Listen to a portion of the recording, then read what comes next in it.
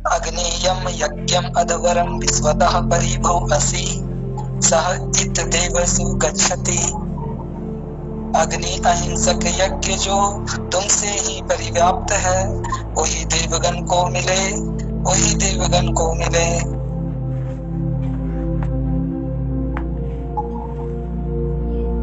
आगे और कोई भाई पढ़े जी। अग्नि होता कवि क्रतु सत्य चित्र सवस्तमः देवो देवे भी आगमत। होता कवि कपु अग्नि प्रभु सत्य कीर्ति में चित्र देवो द्वारा ही मिले परम देव वह मित्र। जी कोमल जी आप कीजिए। ओम यत् अंगदाशुषे त्वम् आग्ने भद्रं करिष्यसि तव इत्तत् सत्यम् अंगिरः दानीके तुम अंग हो करो अग्नि कल्याण नाम अंगिरा सत्य है तेरा जीवन प्राण। अब आगे मैं ही करूँ या कोई और करेगा? कर दीजिए आप सातवें का। जी। ओम उक्त्वा अग्ने दिवे दिवे दोषावस्तः धिया वयं नमो भरन्त एवसि। अग्नि तुम्हारे निकट हम प्रातः सायंकाल प्रतिदिन आए नमन कर बुद्धि पूर्वक पाल। जी सीताराम जी। ओम राजान्तनम् अध्वराणां गोपानऋतस्य दिवीवनं वर्धमानं स्वेदमे राजते अध्वरं कर्म में ऋतरक्षक शुभकान् वर्तमान को स्वयं से संधि करे होतान। ओम सहना पितेव सूनवे अग्नि सुपायनो भव सत्यसवाना स्वस्ति। पिता पुत्र के दिए जो अग्नि हमारे तो प्रभु सुपायन हो हमें करे तुमसे।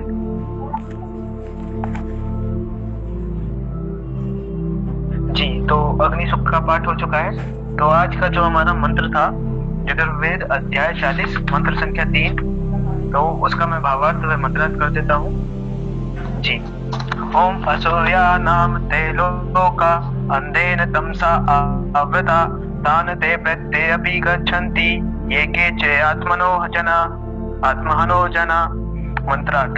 असूर्या ऐश्वर्य सृजन से हीन रोगी, नाम वाले, देवे लोका लोक या फिर दृश्य, अंधेन अंध, तमसा तमस्से, आवृता आवृत है, च और, ये जो, के कौन, आत्महनन करने वाले, जना जन, देवे प्रत्यय भाग कर, अभी भी, तान उनको, गच्छन्ति जाते हैं प्राप्त होते हैं। भावार्थ। असूर्या का अर्थ है ऐश्वर्य से हीन तथा उत्पन्न न करने वाला।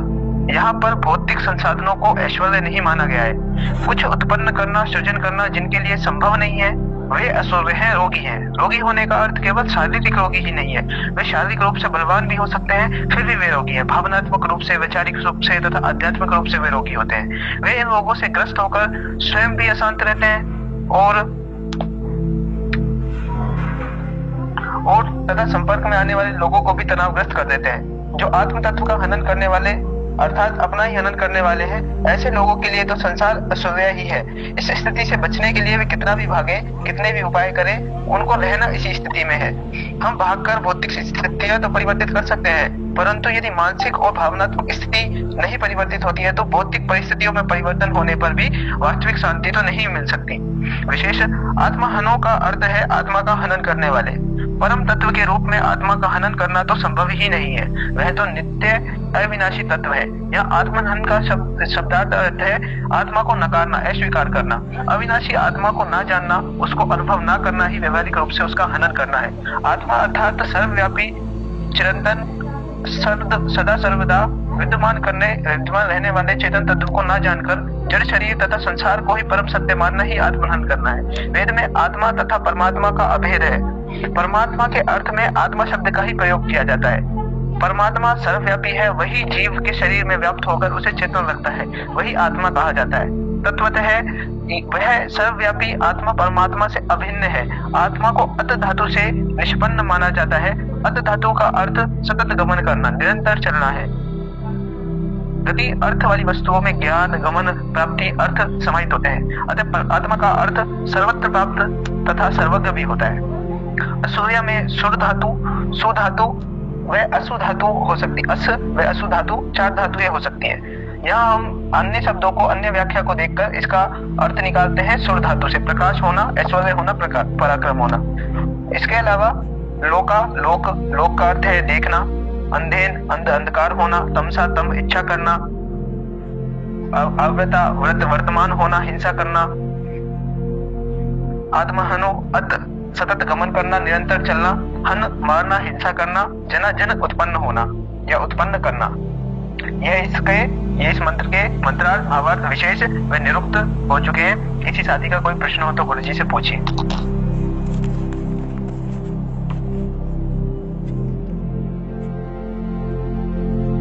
गुरुजी, ये आवृतः का अर्थ जो है इसमें वर्तमान करना होगा या हिंसा करना होगा?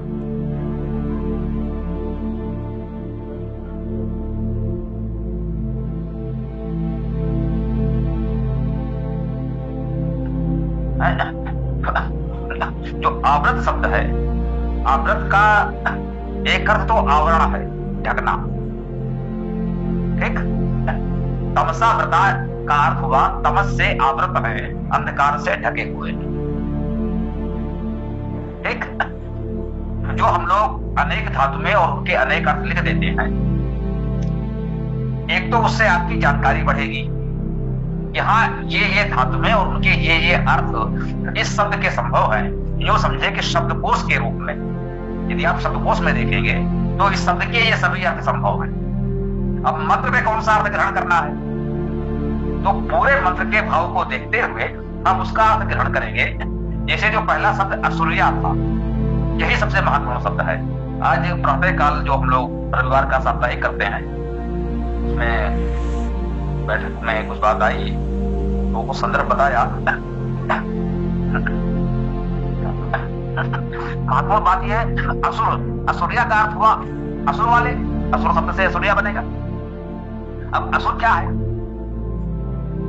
एक महत्वपूर्ण जानकारी, मनोरंजक जानकारी आपके लिए हो सकती है कि वेद में असुर शब्द भी परमात्मा के लिए आया है। परमात्मा असुर भी है। जैसे हम लोग जानते हैं कि वेद में परमात्मा के अनेक नाम आए हैं, अनंत नाम आए हैं। कितने नाम है वो किसी ने गिने नहीं, गिने जा भी नहीं सकते, क्योंकि गुणवाची नाम है। विभिन्न गुणों के आधार पर उसे हम कुछ भी पुकारते हैं। वो दयालु है, वो पोषण करने वाला है, अग्रणी है, गतिशील है, आदि जो भी है, तो उसके अनेक गुणों से हम उसको पुकारते हैं। तो उसमें आपके लिए मनोरंजक जानकारी ये हो सकती है कि वेद में परमात्मा को असुर भी कहा गया है। तो यदि इस अर्थ में यहाँ असुर को लेते ये असुरिया का तो अर्थ ये हो जाएगा फिर कि ईश्वर के लोग। अब यहाँ पर हम असुरिया का अर्थ ईश्वर के लोग नहीं ले सकते। क्यों नहीं ले सकते? वो कह रहा है असुरिया नाम दे लोका। असुर, यहाँ असुर नाम के कौन से लोग हैं? जो अंधेर तमसावृता, जो अंधकार से ढके हुए हैं। तो जो ईश्वर के लोग हैं, ईश्वर का लोक है, वो तो अंधकार से ढका हुआ हो नहीं सकता। इसलिए यहाँ असुरिया का अर्थ हम ईश्वर के लोग, ईश्वर से संबंधित नहीं ले सकते। तो असुर का दूसरा अर्थ हो सकता है, आ उपसर्ग अलग कर दीजिए तो आ का अर्थ हो जाएगा नहीं, फिर बचा सुर, अर्थात जो सुर न हो वो असुर। ये असुर के दोनों अर्थ हो गए। अब जैसा कि इन्होंने पढ़ा कि इसमें सु धातु भी हो सकती है, प्रत्यय मान लीजिए। ऐसा होता है बहुत से शब्दों में धातु का प्रयोग होता है, उसके बाद प्रत्यय तो लगता ही लगता है। तो यदि हम प्रत्यय मान लेंगे तो सु धातु भी हो सकती है। तो इसमें सु धातु और सुर धातु दोनों धातुओं के अर्थ ग्रहण किए गए हैं। इन्होंने भी पढ़े हैं और किसी को आवश्यकता होगी तो वो दोबारा पढ़ देंगे। तो यहाँ बताया गया कि जो असुर नहीं है, असुर का अर्थ यहाँ हुआ जो सुर नहीं है। तो सु का सृजन और ऐश्वर्य होना है, तो उन्होंने कहा जो सृजन और ऐश्वर्य से हीन है, इनमें सृजन और ऐश्वर्य की भावना क्षमता नहीं है, तो वो असुर हो गए। तो जिनमें यह सृजनशीलता नहीं है, तो वहां तो अंधकार होगा ही। तो वो ये बात कह रहा है कि सृजनशीलता से रहित लोग हैं, वे अंधकार में पड़े रहते हैं, अंधकार से ढके रहते हैं, जो आपने शब्द लिया था आवृत। तो ब्री धातु का अर्थ वर्णन करना है। हमने किसी का वर्णन किया तो ब्री धातु से वो हो गया। व्रत धातु वर्तमान शब्द भी आप लोग खूब जानते हैं, अच्छा खासा आपका परिचित है। वर्तमान काल ये वर्तमान है, आप सब लोग परिचित हैं। वही बात है कि हम आपको बहुत शास्त्रीय शब्दावली में पढ़न के अष्टाध्यायी में क्या कैसे कहा गया है उतने शास्त्रीयता में नहीं ले जाते हैं। हम आपको व्यवहारिकता से बता रहे हैं कि वर्तमान शब्द आप जानते हैं तो ये इसी व्रत धातु से बनेगा। ब्री धातु वर्ण करना है तो वर्ण आदि उसी ब्री धातु से भी बन जाते हैं। तो प्रत्येक की दृष्टि इसमें आप ब्री धातु भी ले लें, आप व्रत धातु ले लें, ठीक, ये ले सकते हैं। और उसी में आ उपसर्ग जला, जब आ उपसर्ग लगा तो वर्ण से आवरण भी हो गया। इसे गम का अर्थ क्या है? जाना, और आ लग गया तो आ का अर्थ क्या हो गया? आगम माने आना। आगमन, आइए आपका आगमन हुआ, शुभागमन हुआ। तो गम का अर्थ जाना और आगम का अर्थ आना। तो यहाँ हुआ वर्ण करना, वर्तमान होना या कथित हिंसा करना जैसा कहा, तो उसने कह दिया आवरण करना, किसी को ढक दिया गया। आवरण भी आप परिचित है, आवरण शब्द को भी आप लोग जानते ही हैं। तो ये मत इस दृश्य से बहुत अच्छा उदाहरण है कि जो हम लोग कहते हैं अनंता व वेदा, एक ही शब्द को बिल्कुल प्रामाणिकता के साथ अनेक अर्थों में हमने ग्रहण किया। जो हमने बताया था ये श्लेष अलंकार है और वेद में ये बहुत मिलता है, हमारा भी है। तो थोड़ी बहुत बचपन से कविता हम भी करते आए हैं, तो उसमें श्लेष बहुत प्रमुख रहा है। तो वेद में श्लेष अलंकार बहुत मिलता है, अर्थात शब्द एक बार आया है उसके अनेक अर्थ है। अब ये आपकी विवेकशीलता पर है कि एक शब्द के अनेक अर्थ जो होते हैं उनमें से कौन सा अर्थ इस मंत्र में ग्रहण किया जाए। ये हमको इस तरह निश्चित करना होता है कि पूरे मंत्र में क्या कहा जा रहा है उससे क्या तय होगा। जो कि अंधकार से आवृत है, इसलिए यहाँ असुरिया का नाम ईश्वरी नहीं हो सकता है। अगर यहाँ अंधकारमय के स्थान पर प्रकाशमय आया होता तो असुरिया का अर्थ हम ईश्वरी ही करते, फिर हम उसको सृजन से हीन नहीं कहते। फिर हमें अस धातु से अस प्रक्षेपणे अर्थ लेना पड़ता, जो ईश्वर का नाम दिया गया है। तो वहां अस धातु का अर्थ इसमें आपने शायद कहां से पढ़ा है, उसमें वो दिया हुआ है संभवतः दीप्त होना, गति करना, प्रक्षेपण करना आदि अर्थ हैं उसके। तो सामान्यतः वेद के अनेक भाष्यकारों ने असुर शब्द का अर्थ प्राणदाता भी किया है जब उसका ईश्वर के अर्थ में लेते हैं, और जब नकारात्मक अर्थ में लेते हैं तब तो वो गतिहीन, ऐश्वर्यहीन आदि अर्थ उसके हो ही जाते हैं। तो ये शायद आपने पूछा तो व्रत था। अब हिंसा का अर्थ यहाँ बिल्कुल नहीं आ रहा है।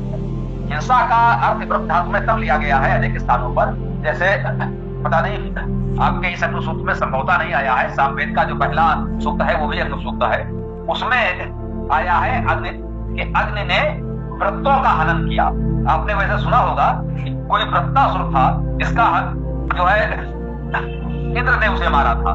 ये ऐतिहासिक घटना भी हो सकती है, तो उसने भी मारा है। और इसमें ये भी कहा गया है कि व्रत का हनन अग्नि व्रत्राण जन हनन, सामवेद का चौथा मंत्र है, प्रथम सूक्त वो भी अग्नि सूक्त है। अग्नि व्रत्राण जन हनन द्रपणस्यो विपन्नया समिधा सुख आहुता, ये भी गायत्री ही है। तो उसने कहा है कि अग्नि व्रतों का हनन करता है।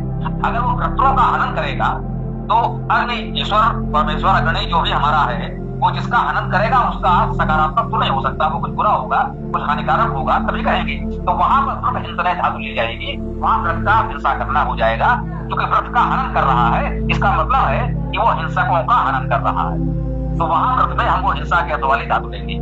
यहाँ पर व्रत में आ उपसर्ग भी लगा हुआ है, तो आवरण करने का अर्थ हमने ले लिया। ठीक, तो आपको ये विवेक विकसित करना है कि एक शब्द के अनेक अर्थ आपको धातुओं से मिलेंगे और उस मंत्र में कौन सा अर्थ हमें ग्रहण करना है। ठीक, आगे बढ़िए। जिस तरह से एक ही शब्द और इन अर्थों को कई बार जैसे अपन शास्त्रों को पढ़ते हैं तो उनमें काफी सारे श्लोक का, इसके लिए अपन क्या कर सकते हैं जिससे उनके सही अर्थ सामने आए, और उन चीजों को आधार बना करके अपने सनातन को बदनाम किया जाता है कि इस तरह की हमारी चौपाइयों के अर्थ, चौपाइयों के श्लोकों के अर्थ दिए हुए हैं। देखिए, हम केवल एक ही शब्द के कई अर्थ हैं। ये किसके? जी, क्या कह रहे थे? एक ही शब्द के कई अर्थ निकलते हैं। संस्कृत के अंदर एक ही शब्द के कई अर्थ निकलते हैं। तो अर्थी शब्द होते हैं तो हमें पूरे प्रकरण के अनुसार उसका अर्थ ग्रहण करना होता है, स्पष्ट है। जो उस लेकिन मेरा प्रश्न ये है कि कई जगह उनके अनर्थ हो चुके हैं क्योंकि हमारे इतिहास को बदला गया है। देखिए हम क्या सुधार कैसे कर सकते हैं? वो विषय आपका बिल्कुल अलग हो गया। हम यहाँ पर आपको वेद का सही अर्थ करना सिखा रहे हैं। केवल वेद शब्दों का सही अर्थ कैसे करें आपको अभी ये सीखना है। हाँ, आपके इस प्रश्न से एक बात आ गई क्योंकि हमें आपकी सभी जिज्ञासाओं का समाधान भी करना है, ये भी एक सच्चाई है। हाँ, ये पुलकित जी विशेष रूप से ध्यान रखें कि कहीं हमारे उत्तर में कुछ रह जाता है तो कहीं ना कहीं आप उस पर संकेत करके ध्यान दिला दिया करें। हमें साथियों को जोड़े रखना है तो उनकी जिज्ञासाओं का समाधान भी करना है और हमें इस कक्षा की मर्यादा भी बनाए रखनी है कि हम यहाँ पर केवल वेद पाठ और वेद मंत्रों के अर्थ कर रहे हैं तो उसे बहुत भटकने भी नहीं देना है। कक्षा भटक जाए, बोले ना वो वेद की कक्षा है कि वहां क्या क्या होने लगता है। तो हमें इन दोनों मर्यादाओं का ध्यान में रखते हुए चलना है। मेरे विचार से आप लोग ये करना है, हम जैसे कि अभी हमने बताया कि रविवार के प्रातःकालीन बैठक हमारी, अगर अपने जीवन काल की सीमाओं का ध्यान रखें तो उसे लगभग अनंत कह सकते हैं। लगभग बचपन से ये हम करते आ रहे हैं और लगभग नियमित है, थोड़ी बहुत विशेष परिस्थितियों में इधर उधर हुआ होगा। तो रविवार को प्रातःकालीन साप्ताहिक हमारा कार्यक्रम तो चलता रहा है। आजीविका में शहर स्थान बदलते रहे कि जहां भी गए वहां से हमने यथासंभव चलाया है। तो एक कार्य ये हो सकता है कि आप लोग जिनसे संभव, हम सब पर कोई नियम तो नहीं लगा सकते, रविवार को सब लोग जुड़ जाया करें। तो गूगल मीट का वैसे तो अलग लिंक भी गौरव जी ने बना रखा है, तो वो और या पुलकित जी चाहे तो इसी लिंक पर, वो हमें कोई समस्या नहीं है। तो रविवार की जो साप्ताहिक बैठक रखी जाए उसको बिल्कुल खुला रख दिया जाए। उस पर इस तरह के जो भी प्रश्न आए वो थोड़ा सा वेद से हटकर भी है, मतलब इनकी जिज्ञासा आपसे जुड़ी हुई भी है, लेकिन ये भी सही है कि इस पर चर्चा करेंगे। अभी कोई कुछ बोलेगा तो थोड़ा विषय भटक जाएगा। तो उसका एक उपाय क्या ये हो सकता है कि हम लोग सप्ताह में एक दिन बैठे उसे बिल्कुल कह सकते हैं कि फ्री स्टाइल, उसमें ये मर्यादा नहीं रहेगी। उसमें हम इतिहास पर भी चर्चा कर लेंगे, थोड़ा सा इन सब राष्ट्रीय समस्याएं जैसे जो आप कहते हैं, जो पुलकित जी के वैदिक क्रांति समूह में जो भी चर्चाएं होती हैं उन सारे विषयों को हम वहां उठा सकते हैं। इस पर थोड़ा सा बोलिए। जी गौरव जी, बहुत बढ़िया रहेगा। मेरी सुबह गौरव जी से बात हुई थी इसी विषय पर, तो मैंने उनसे कहा था ये बहुत बढ़िया रहेगा, जिसके जो प्रश्न होंगे वो वहाँ पूछ सकेगा, अच्छा रहेगा। हाँ, लोगों से आप ये प्रश्न कर रहे थे, आप बताइए क्या ये हो पाएगा? बिल्कुल हो पाएगा जी। हाँ, मैं समझता हूँ एक बीच का पता निकलता है। शांत किए दैन समस्या अगर हमारे सामने तो समाधान हमें खोजने होंगे। जी जी जी, है ना। मतलब इसको हम चाहते हैं विशुद्ध वैदिक मर्यादित रहे और जिससे कहीं कोई ये ना आने पाए। जो लोग विशुद्ध वेद पढ़ने के लिए जुड़े हैं उनको न लगे यार हम वहाँ वेद पढ़ने गए थे, वहां जाने क्या क्या करने लगे। नहीं सर, मेरा ये प्रश्न यही था कि जो वेदों में भी अभी मान लीजिए कि शब्द के कई अर्थ हैं और वेदों के जो श्लोक हैं उनके भी हम अर्थ अगर गलत लगा रहे हैं या कई जगह गलत अर्थ लिखे हुए हैं तो वो चीज सही होनी चाहिए। वही तो हम करा रहे हैं कि वेद मंत्रों का सही अर्थ इसी बात के लिए तो ये अच्छा है, वही तो हम सिखाई रहे हैं। बिल्कुल, आपका परिचय भी बिल्कुल नहीं है। ये सत्य है कि अभी आपका वेद से कोई परिचय नहीं हुआ है, ये सत्य है ना? जी जी आपकी सारी समस्या इसीलिए है कि आप वेद से दूर हैं। जब से हम वेद से दूर हुए हैं तभी से इतनी सारी समस्याओं से गिर गए हैं। हम ऐसी चर्चाओं में मैं छोटा सा अपनी बात कह देता हूँ कि वैदिक भारत ये था, जब से आपने वेद छोड़ा और वेद से हटकर कुछ और बनने लगे तभी से सारी समस्याएं आपके सामने आ गई। आप बराबर पराजित हो रहे हैं और हो रहा है, तो हमें वेद की ओर लौटना होगा, ये एक मार्ग है। तो वो तो जो मान ले, आप पहले वेद से जुड़िए। अब हमने आपकी इतनी सी बात सुनी तो कह रही है आपका वेद से परिचय नहीं है, तो आप समझ लीजिए आपसे ऐसी बात कही नहीं। तो ऐसा जैसे चुगली कर दी कि आप वैदिक नहीं है। तो सबसे पहले तो आपको वैदिक होना है। वेद विश्व का प्राचीनतम ग्रंथ है, हमारी धर्म संस्कृत का मूल है, वेद ही हमारा आधार है। बाकी कहाँ कौन क्या कहता है उसे कहने दीजिए, उसमें बहस नहीं करनी आती। जैसे इस समय बड़ी चर्चा चल रही है। नहीं, मेरा मतलब ये था कि वेदों की जो प्रतियां हमको उपलब्ध कराई जाती हैं कहीं उनमें जो अनर्थ हुए हैं, क्योंकि मैंने कई जगह पढ़ने का प्रयास किया तो काफी सारी चीजें वो देखी। मैंने कहा आपने वेद पढ़ने का प्रयास ही नहीं किया, वेद आप तक पहुंचा ही नहीं, आप वेद तक पहुंचे नहीं, क्यों मान ली? मैं वही चीज कह रहा हूँ ना, मैं वही चीज आपसे कह रहा हूँ कि मूल प्रति पहुंचे ही नहीं। मूल प्रति का प्रश्न ही नहीं है, वेद आप तक नहीं पहुंचा। आप हमारे साथ जुड़े हैं यहाँ पर, हम आपको विशुद्ध वेद पढ़ा रहे हैं, ये सारी समस्याएं हल हो जाएंगी जी। वेद के नाम पर कुछ और यदि आपको किसी ने दे दिया है, किसी ने आपको दूध के नाम पर चूना घोलकर पिला दिया है, तो आप ये मान लें कि उसने आपको दूध नहीं पिलाया है, वो सफेद देख जरूर रहा था, आपको कष्ट इसलिए उसने दूध के नाम पर चूना घोलकर पिला दिया, दूध आपको नहीं होगा। हम आपको दूध पिला रहे हैं, आपको कोई कष्ट नहीं होगा, आप निश्चिंत रहे जी। आपका सारी समस्या इसलिए है कि आपको वेद के नाम पर जाने क्या भरोसा दिया गया, वो वेद था ही नहीं। वेद बिल्कुल विशुद्ध है, वेद में कोई मिलावट नहीं है, वेद में कोई काट छाट नहीं है, वेद जहां भी है जैसा भी है बिल्कुल विशुद्ध है, ये जान लीजिए। वेद में कोई घपला नहीं, बस वेद आपको मिला नहीं है, आपकी समस्या खोल इतनी सी है। तो ये वेदांत पुस्तक आप तक पहुंची है जिसकी हम लोग चर्चा कर रहे हैं जी, नहीं पहुंची तो इसको मंगवा लीजिए जी। तो अगर जो भी होता है उसमें साथ को थोड़ी सूचना रहती है, ठीक है ना, तो हो सकती गौरव जी को सहयोग राशि भेज दीजिए, इसको मंगवा लीजिए, इतना आवश्यक है। मतलब वेद का एक रूप छोटा सा जो भी है आपके पास रहे। वेदायन लघु वेद है, चारों वेदों के चुने हुए सूक्त हैं, इसको लघु वेद के रूप में तैयार किया गया है, उसी की अभी हम लोग चर्चा कर रहे हैं। वेदायन जब हो जाएगा तो फिर हम और वेद में आगे बढ़ेंगे, फिर प्रयास करेंगे कोई एक वेद पूरा कर लें या जैसा भी देखेंगे। अभी वेदायन कर लेते हैं जिससे आपका परिचय हो जाए कि चारों वेदों का स्वरूप कैसा है, ठीक है। तो अभी तो आप प्रयास करें वेदायन मतलब जो भी हमारा सेट है वो मंगवा लें। और दूसरा रविवार को, हाँ रविवार का समय आप लोग चाहें तो तय कर सकते हैं, ये भी हो जाएगा, कोई ऐसा हार्ड एंड फास्ट नहीं है, थोड़ा बहुत तो हो ही सकता है आगे पीछे। पुलकित क्या ठीक रहेगा जी? गुरु जी बात कर लेंगे, अभी तो 6 दिन है अपने पास, तो ग्रुप में चर्चा कर लेंगे जैसा भी होगा। ठीक है ठीक है, तो जैसा भी होगा बता देना, उसका लिया जाएगा, दोनों अपना बात करते रहो, ठीक है। रविवार को हम लोग बैठकर खुली चर्चा करेंगे, उसमें ये मर्यादा नहीं रहेगी, और उसका समय थोड़ा बहुत आगे पीछे आप तय कर लीजिएगा। फिलहाल वो 10 बजे चला रहे हैं और जी अपने सुविधा से, लेकिन देख लीजिएगा थोड़ा बहुत जैसा भी हो जाएगा। चलिए इसको आगे बढ़ाएं, कोई और प्रश्न किसी का हो तो ले लेंगे। गुरु जी वीडियो में कहा गया था कि इच्छाओं से व्यक्ति अंधकार में चला जाता है, तो इच्छाएं तो जरूरी भी है ना, बिना इच्छाओं के तो कई जगह कर्म भी नहीं हो पाते फिर। बिल्कुल होंगे, इच्छाएं तो होंगे ही। तो सर उसमें यह बात कही गई है जो तमस है ना, तमसा व्रता, तो तम धातु का अर्थ इच्छा करना है मुख्य रूप से। तो वो तमसा व्रता जब कहता है तो इसका अर्थ यही होता है कि वो इच्छाओं से ढका हुआ है। इच्छाएं होना तो ठीक बात, लेकिन वो इतनी ना हो कि आपको ढक ले, समझ रहे हैं? महत्वाकांक्षा होना तो अच्छी बात है, लेकिन इतनी महत्वाकांक्षा बढ़ जाए कि पूरे जीवन का सारा सुख चैन खो दे, तो ये अच्छी बात नहीं है। मतलब इच्छा से बड़ी महत्वाकांक्षा है, ये बात समझ रहे हैं? एक तो इच्छा है, इच्छा तो छोटी चीज है, इच्छा से बड़ा स्वरूप उसका महत्वाकांक्षा कहलाता है। तो महत्वाकांक्षा में कोई बुरी बात नहीं, महत्वाकांक्षा अच्छी बात है। आप में महत्वाकांक्षा होगी तो आपके अंदर सक्रियता आएगी, कर्म करने की प्रेरणा मिलेगी, आप अधिक कर्म करेंगे और आगे बढ़ेंगे। परंतु इतना ज्यादा ना हो कि अपनी परिस्थिति, अपनी क्षमताओं, साधनों को देखते हुए आप बहुत बड़े इस तरह से पाल लें, इतनी इच्छाएं, इतनी महत्वाकांक्षाएं पाल लें कि आप अंधकार से एक तरह से ढक जाएं, उससे इच्छाएं आपको ढक लें, तो वो आपके लिए तनाव का, चिंता का कारण बनेगा। तो वो नहीं होना चाहिए, सीमाएं हैं और कोई बात नहीं है ना। आप सर्वत्र वर्जित वाली बात समझ सकते हैं कि अधिकता हर बात की बुरी होती है, एक सीमा में सब कुछ अच्छा होता है। जल और अग्नि के बिना जीवन संभव नहीं है, और जीवन समाप्त होने के सबसे बड़े कारण जल और अग्नि ही होते हैं, दोनों ही बातें सत्य हैं। अगला जी गुरु जी। और गुरु जी जैसे मतलब आत्मनन होता है, तो इसमें जैसे मतलब व्यक्ति अपनी गलती का मतलब प्रायश्चित करे या फिर स्वीकार ले, सिर्फ यहीं तक ही सीमित हो या उस गलती को ठीक भी करे? जैसे श्री राम जी का उदाहरण दिया गया था, तो उन्होंने गलती को स्वीकार तो किया लेकिन सुधारा नहीं था, तो इधर आत्मनन में कौन सी स्थिति आएगी?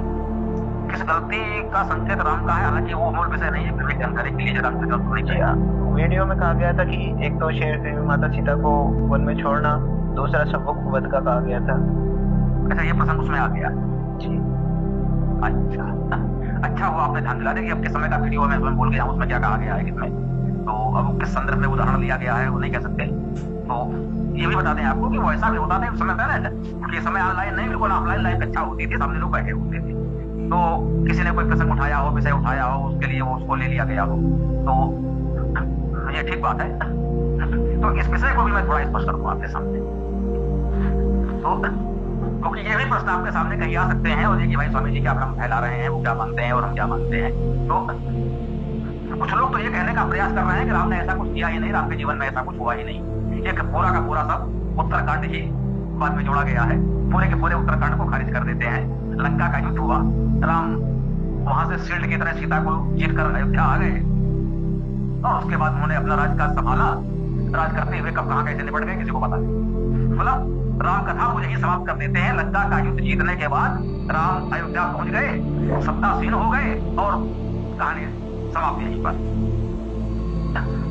तो उन्होंने तो सारी बातों को नकार ही दिया। न सीता का निष्कासन हुआ, न लवकुश का जन्म हुआ, न संभोग का वध हुआ, न राम के राज्य का विस्तार हुआ, कुछ नहीं हुआ। तो एक मत ये है, समाज में बहुत से लोग इस मत को प्रचार करते हैं संभवतः केवल इसलिए कि राम के चरित्र पर वो ये लांछन स्वीकार नहीं करते कि राम मर्यादा पुरुषोत्तम है।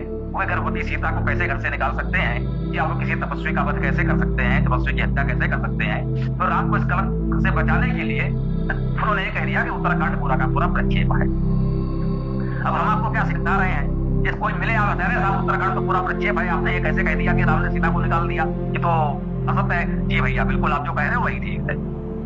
हमें इस पर कोई बहस शास्त्रार्थ नहीं करनी। आपकी मान्यता है ऐसा नहीं हुआ तो नहीं हुआ।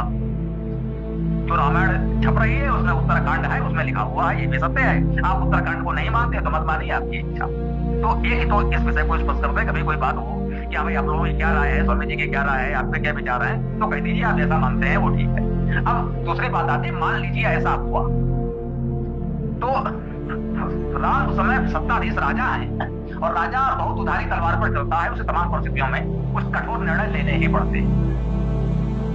तो राहे पर खड़ा होता है, ऐसा करे तो और ऐसा करे तो दोनों में कहीं ना कहीं कलंक आता है उसके पास।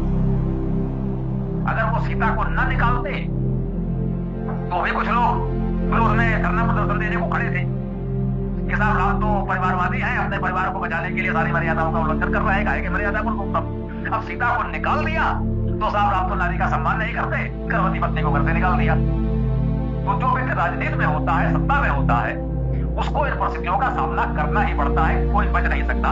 राम से हमें ये भी सीखना चाहिए कि चाहे राम ही क्यों ना हो, राजनीति के दलदल में से कहते हैं काजर की कोठरी में कितनों ही सयान हो जाए, एक लीक काजर की लागी है तो लागी है। राजनीति के दलदल में जो भी जाएगा वो कीचड़ उसे लगेगी, वो बच नहीं पाएगा। उसके सबसे अच्छे उदाहरण आप राम को कह सकते हैं। तो शंभू की हत्या राम ने बहुत प्रसन्नता से नहीं की। उनको ये नहीं लगा कि बड़ा अच्छा कार्य है चलो कर ले। लोगों ने किस तरह उनको घेरा, किस तरह उन्हें विवश किया, बाध्य किया। वही बात है, सत्ता में रहते हुए उसे ये करना पड़ा। यदि वो घटना सत्य मानी जाए, जैसा कि आज जो वाल्मीकि रामायण हमको मिल रही है प्रकाशित, यदि हम उसको माने तो वहां पर राम की परिस्थितियों को भी हम समझ सकते हैं कि किस स्थिति में एक राजा कितना विवश होता है। एक तो राजा, उसके पास सारे अधिकार हैं। आजकल के संविधान वाली बात भी नहीं, राजा की इच्छा ही संविधान है। वो किसी संविधान से बना नहीं होता था उस समय, राजा उस समय से लेकर के और संविधान बनने तक। तो एक तो कह सकते हैं निरंकुश सत्ताधीश राजा, लेकिन ऐसा सम्राट भी कितना विवश होता था, ये हम उससे समझ सकते हैं। हमें राम से ये शिक्षा भी मिल रही है। मेरे अपने विचार हैं, कोई सहमत या असहमत हो सकता है ना। तो एक तो ये संदर्भ इसलिए लेना पड़ा कि बहुत ही विवादित प्रसंग है, तो इस पर लोग बहुत अपने अपने तरीके से विचार करते हैं। तो थोड़ा सा आपको भी मानसिक रूप से तैयार रहना चाहिए कि ये विषय यदि कहीं उस समय की परिस्थिति में राम को जो ठीक लगा उन्होंने किया, इसको हम नहीं कहेंगे। हमें निश्चित मान लीजिए हम सुधार नहीं करते तो स्वीकार करने का कोई अर्थ नहीं। ये हम बस कहते हैं कि सुधार की प्रक्रिया स्वीकार से प्रारंभ होती है। यदि आप अपनी भूल को स्वीकार ही नहीं करेंगे, अनुभव ही नहीं करेंगे, तो सुधार क्या करेंगे? सुधार संभव ही नहीं है। अब सुधार का दूसरा तरीका है कि कोई शासन सत्ता आपको भय से विवश कर दे, तो ये सुधार नहीं हुआ। आपने मान लीजिए कुछ भी किया ऐसा जो आपके दृष्टि में तो ठीक था लेकिन दूसरे को ठीक नहीं लगा, उसके दृष्टि में वो अपराध है। आप उसे अपनी भूल नहीं मानते, आप उसे अपराध नहीं मानते, आप अच्छा मानते हैं। हमने तो अच्छा समझ कर किया, दूसरे को ठीक नहीं लगा तो उसने दंड दिया। चूंकि शासन सत्ता उसके पास थी, दंड देने का अधिकार था, तो उसने दंड दिया। तो ये सुधार नहीं हुआ। सुधार अपने अंदर से होता है। जाने अनजाने हमसे भूल हो गई, कोई प्रश्न हुआ, कुछ हुआ, मान लीजिए मैं भी मनुष्य हूं, मैं अपनी बात कर रहा हूँ। मान लीजिए किसी ने कोई ऐसी बात कही और थोड़ा सा मैं ये भटक गया और कुछ ऐसी बात कह दी जो नहीं कहना चाहिए इसी कक्षा में। असंभव नहीं है, मैं स्वीकार करता हूँ, मैं मनुष्य हूँ, कभी मुझसे भूल चूक हो सकती है, तो हो सके तो क्षमा कर दीजिएगा। हम लोग मिलजुल के आगे बढ़ते रहेंगे। मैं मानता हूँ भूल चूक मनुष्य होती है, मुझसे भी हो सकती है, आपसे भी हो सकती है, फिर भी हम मिलकर कार्य करेंगे। ठीक, तो मान लीजिए कोई भूल चूक इस तरह की हो गई, तो उसको हमने स्वीकार किया, तभी तो आगे सुधार करेंगे। पहला चरण तो है उसे हम स्वीकार कर लें और उसके बाद हम अपने अंदर जब हम स्वयं अनुभव करें कि हमसे भूल हुई है और हमसे सुधार कर लें, तब तो हम उससे पूरी तरह से मुक्त हो गए। और यदि हमने मन से स्वीकार नहीं किया, आपके दबाव में किसी के भय से स्वीकार किया, तो वो स्वीकार करना नहीं है। ये भी एक बात सही है। आत्महनन को इससे आपने क्यों जोड़ा हुआ आप जाने, लेकिन फिर भी आपका जो प्रश्न था वो ठीक था, इसलिए हमने उसका उत्तर दे दिया। अब आत्म शब्द जो है अर्थशास्त्र गमने धातु से बना है, उसका तो अर्थ हुआ सतत गतिशील सर्वत्र संचारी, और गति के अर्थ में जो प्राप्ति और ज्ञान भी है, तो इसलिए कहा कि वो सर्वज्ञ है, सब कुछ जानने वाला है और सर्वत्र प्राप्त है, तो वो तो ईश्वर ही हो सकता है, दूसरा कोई हो ही नहीं सकता इस अर्थ में। तो उसका कोई हनन क्या करेगा, वो संभव ही नहीं है। आत्म का एक भावार्थ या कह लें लक्ष्यार्थ होता है अपना, जिसे कहते हैं आत्मा माने अपने से उत्पन्न, इस तरह का, तो वो अपना तो सुत्व की बात आ जाती है। तो अपना हनन करने का मतलब ये भी हो सकता है कि एक निजता का हनन, एक स्वाभिमान का हनन, आत्मसम्मान का हनन जिसे कहते हैं, ये सेल्फ रिस्पेक्ट जिसे आज कल आप कहते हैं। तो वो जो हमारा आत्मसम्मान स्वाभिमान है, हमने सब गंवा दिया किसी स्वार्थ के लिए या किसी व्यवस्था में भय बस, तो वो भी आत्महनन है। लेकिन वो व्यवस्था में हुआ है तो हम आत्महनन के दोषी नहीं है, कह सकते हैं भाई परिस्थितियां हैं और एक परिस्थिति से कोई कहां तक जूझेगा। बहुत से लोग होते हैं कि भाई प्राण भी दे देंगे लेकिन हम उस पर हैं, लेकिन व्यवहारिकता हम भी मानते हैं कि भाई कहां तक कोई जान देगा, एक सीमा के बाद अच्छे वीर बरदानी छोड़ सकते हैं, तो उसमें भी कोई दोष हम नहीं मानते। ठीक है बेटा, कुछ समझ में आया या कुछ अभी और? जी गुरु जी, समझ पूरी हो गई ना? जी चलो और आगे बढ़े। गुरुजी, यदि असुरिया को ईश्वर से जोड़ा जाए तो इसका अर्थ क्या होगा? असुरिया का अर्थ माने ईश्वर ही हो गया, ठीक है ना? वो अर्थ यहाँ हम नहीं ले पा रहे हैं। असुर ईश्वर का एक नाम वेद में है, ये सत्य है, तो उस अर्थ में असुरिया का अर्थ तो ईश्वर ही हो जाएगा, ये भी सत्य है। परंतु यहाँ असुरिया का अर्थ यदि ईश्वर ही ले लेंगे तो फिर वो अंधकार में कैसे होगा, वो संभव नहीं है, इसलिए वो अर्थ हमने नहीं लिया।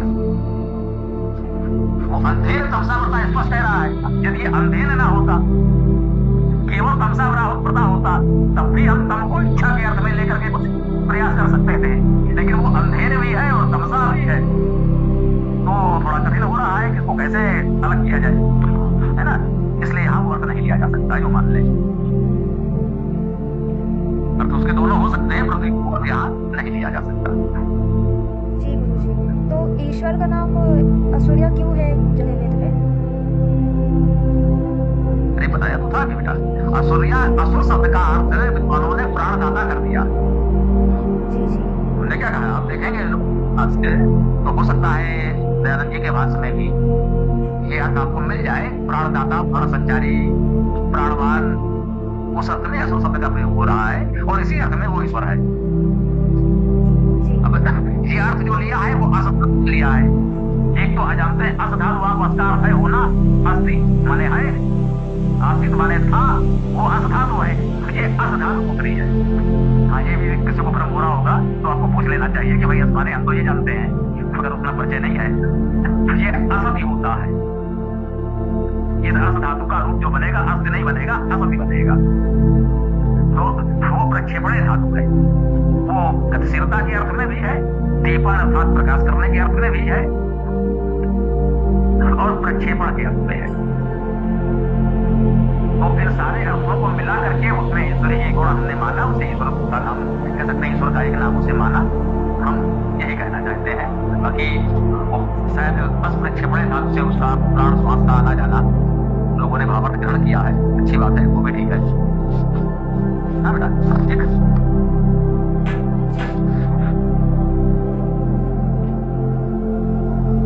इसमें ऐसा तो नहीं किया गया कि अस का मतलब आप बता रहे हो होना, तो अस और प्लस में कर दिया हो और, यानी हृदय में जो स्थित है इसलिए उसको बुलाओ असुर।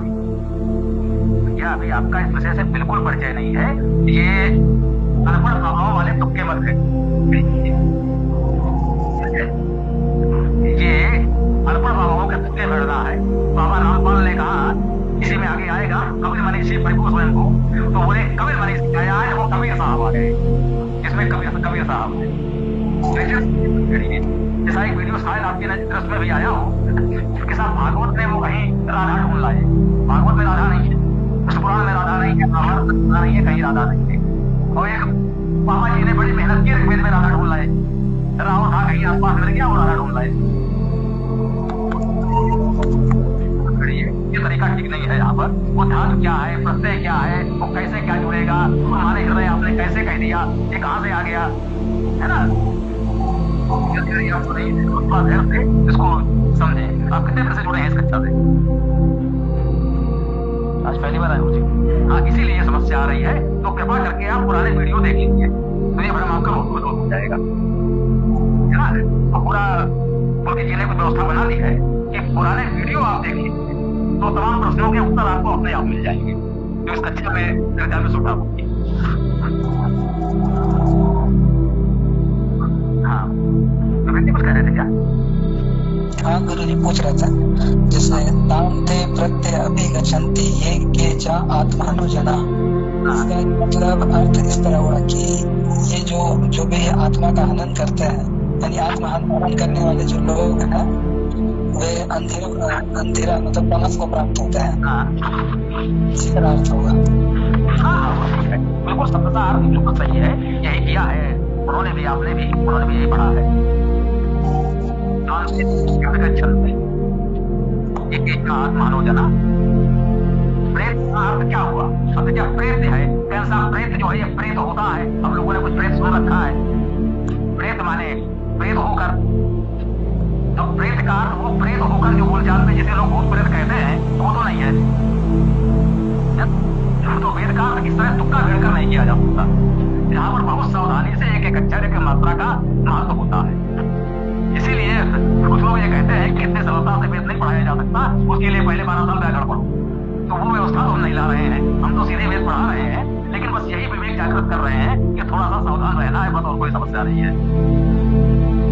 प्रेत का प्रा उपसर्ग हो गया, ये धातु है जाने के अर्थ में, गमन के अर्थ में। प्रेत का अर्थ हुआ प्रकट रूपेण प्रमुखता से जाकर, अर्थात कि जहाँ वहाँ हाथ जोड़ करके कुछ भी कह ले, उससे बचने का जो भी आपका प्रयास है वो प्रेत हो गया। अभिगच्छन्ति, गमन में अब आप कहीं जाएंगे तो कहीं पहुंचेंगे, प्राप्त करेंगे, तो गतिशील के अर्थ में जाना, जानना, पाना, पहुंचना, ये अर्थ उसमें शामिल माने जाते हैं, समझ रहते हैं। उस अर्थ में हम लोग इसको ले लेते हैं। ठीक है, बताएं।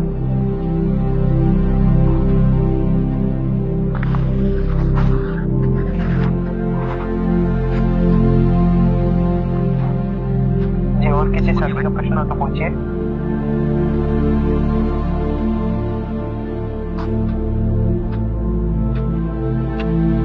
विवेक जी कुछ बोल रहे हैं? नहीं कुछ नहीं। और किसी छात्र का प्रश्न हो तो बताइए। चलिए, मुझे लगता है कि आज का समापन है। सभी किसी और कहना हो तो बोल सकते हैं, लेकिन कोई नहीं बोल रहा है तो समापन मान लेते हैं। तो क्योंकि जी एक ये भी मेरा विचार आया है, देख लीजिए, जैसे अग्निसूक्त का पाठ कर रहे हैं, अग्निसूक्त समाप्त हो गया है, तो अब हम लोग ओम स्तुति पर आ गए हैं। तो क्या ये हो सकता है ओम स्तुति का पाठ किया जाए आगे बढ़ करके थोड़ा थोड़ा? जी और जी, ये जैसे जितने मंत्र आ जाओ, कल हम इतने ही मंत्र का पाठ करें, प्रतिदिन एक मंत्र बढ़ता जाए, और कुल 17 मंत्र है इसमें। तो अगर एक मंत्र भी प्रतिदिन करेंगे तो 17 दिनों में ये पूरा हो जाएगा। इतना पाठ क्यों तो ये थोड़ा सा है,